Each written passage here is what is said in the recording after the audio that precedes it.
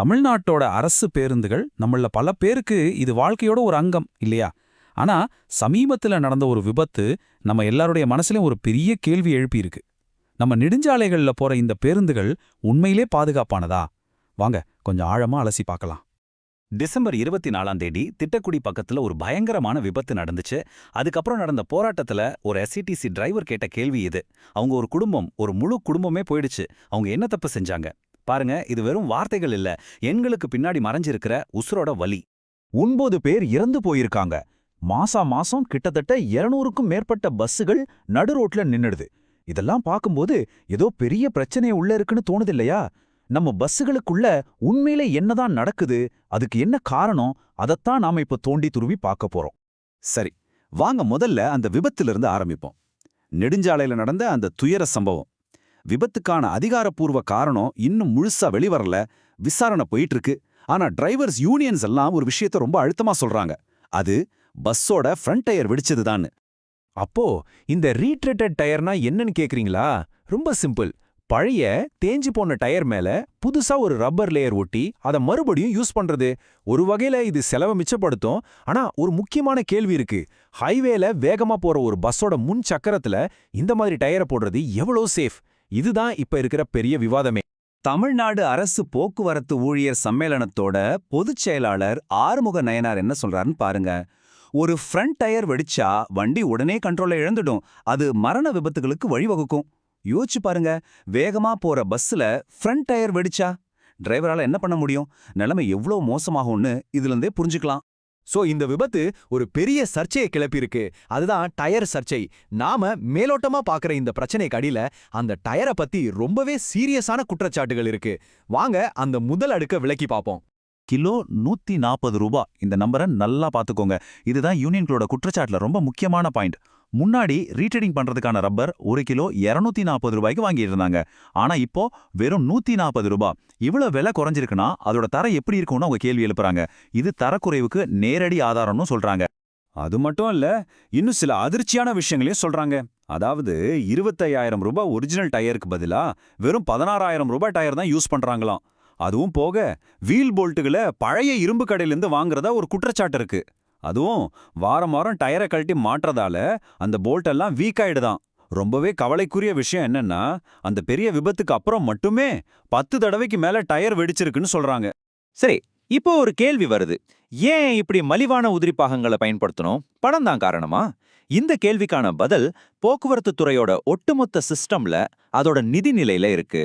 புகையில இயங்குற ஒரு வண்டி மாதிரி இந்த சிஸ்டமே நிதி நெருக்கடியில தான் ஓடிக்கிட்டு இருக்கு. இந்த சார்ட்டை பாருங்க, உங்களுக்கே புரியும். ரூல்ஸ் படி வர்ற வருமானத்துல 8% ஸ்பேர் பார்ட்ஸ்க்காக செலவு பண்ணணும். ஆனா உண்மையில எவ்வளவு செலவு பண்றாங்க தெரியுமா? வெறும் 2% தான். அந்த மிச்சம் இருக்கிற 6% பற்றாக்குறை தான் பாதுகாப்பு குறைபாடுகளா நம்ம கண்ணு முன்னாடி வந்து நிக்குது. இந்த பட்ஜெட் குறைப்பால என்ன ஆகுதுன்னு பாருங்க. நாகர்கோவில், திருச்சி மாதிரி முக்கியமான இடங்கள்ல இருந்த பெரிய ஒர்க் ஷாப்ஸை மூடிட்டாங்க. போன 2 வருஷமா புதுசா பிரேக் ட்ரம்ஸே வாங்கலையாம்.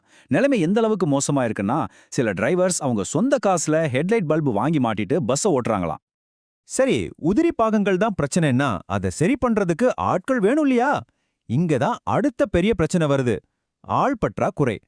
பாகங்கள் பழுதானா சரி செய்ய யார் இருக்கா? வாங்க இல்லாத பணியாளர்களை பத்தி பாப்போம். இந்த நம்பர்ஸ பாருங்க. எஸ்சிடிசில மட்டும் கிட்டத்தட்ட 900 டெக்னிக்கல் ஸ்டாஃப் இருக்கணும். ஆனா இப்போ இருக்கிறது வெறும் 290 பேர் கிட்ட தான். யோசிச்சு பாருங்க, 1000க்கு மேல பஸ் இருக்கு. அதை மெயின்டைன் பண்ண வெறும் 290 பேரா? இது எப்படி சாத்தியம்? இந்த ஆள் பற்றாக்குறை நேத்து இன்னைக்கு வந்த பிரச்சனை இல்ல, பல வருஷமா இருக்கிற ஒரு பிரச்சனை. கடைசியா டெக்னிக்கல் ஸ்டாஃப்க்கு பெரிய அளவுல ஆள் எடுத்தது 1997ல. இப்போ வேலை பார்க்கறவங்களையே ரொம்ப ஜூனியர் ஸ்டாஃபோட வயசே 58ஆம். அதனால இப்போ அனுபவம் இல்லாத கான்ட்ராக்ட் தொழிலாளர்களை வச்சுதான் சமாளிக்க வேண்டியிருக்கு. ஸ்பேர் பார்ட்ஸ் இல்ல, சரி பண்ண ஆளும் இல்ல. இந்த 2 பிரச்சனையும் சேர்ந்து கடைசியில யார் தலையில விடியுது? டிரைவர்ஸ் மேலையும் நம்மள மாதிரி பயணம் செய்யற பயணிகள் மேலையும் தான். இது லாபத்துக்கான கணக்கா இல்ல மக்களுக்கான சேவையா? வாங்க இந்த புறக்கணிப்பு கலாச்சாரத்தோட உண்மையான தாக்கத்தை பார்ப்போம். ஒரு டிரைவர் சொல்றத கேளுங்க.